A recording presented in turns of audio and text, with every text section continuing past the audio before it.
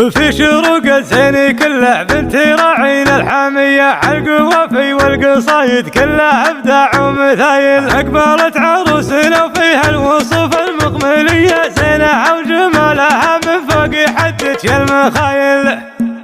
في شروق الزين كله بنت راعين الحامية عالقوافي والقصايد كلها ابداع ومثايل. اقبلت عروسنا وفيها الوصوف المقملية زينها وجمالها من فوق حدك يا المخايل. يا شروق انت لك الابيات بالامداح حيه بالدرابه والادب والزين يا بنت الاصايل. بنت حامد الحزيم الليله اخصر النديه ابو فيصل راس يقوم بالمراجل ميت ذاك ابوك اللي على الجزله له يمن سخيه. افخري في فعله اللي غير عن باقي الفعايل. وامك اللي بالمكارم والوصوف الحتميه ام فيصل ستها بالطب مملي بالدلايل. وعضداتك حزامك اللي بالامور المفصليه عزوتك يا بنتي وافين الفعايل والخصايل. ذاك فيصل وارث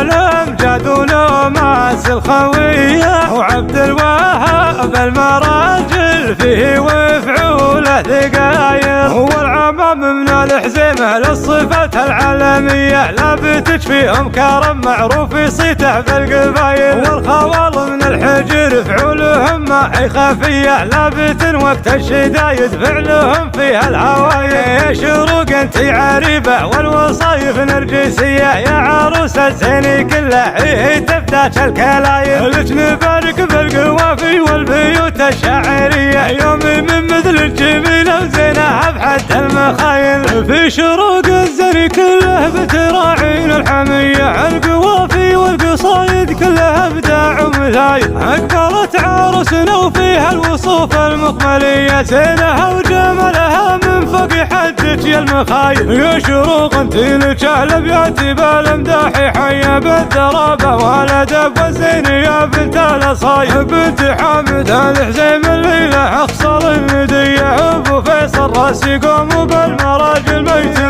ذاك ابوك اللي على الجزله له يمن سخيه. افخري في فعله اللي غير عن باقي الفعايل. وامك اللي بالمكارم والوصوف الحتميه ام فيصل ستها بالطب مملي بالدلايل. وعضداتك حزامك اللي بالامور المفصليه عزوتك يا بنتي وافين الفعايل والخصايل. ذاك فيصل وارث الامجاد ولماس الخويه وعبد الوهاب المراجل فيه وفعوله ثقايل. هو العمام من الحزيمه للصفات العالميه لابتك فيهم كرم معروف صيته بالقبايل. والخوال من الحجر فعولهم ما هي خفيه لابت وقت الشدايد فعلهم فيها الهوايل. يا شروق انت عريبه والوصايف نرجسيه يا عروس الزين كله هي تفتاش الكلايل. لك نبارك بالقوافي والبيوت الشاعريه يومي من مثل الجميله وزينها بحد المخايل.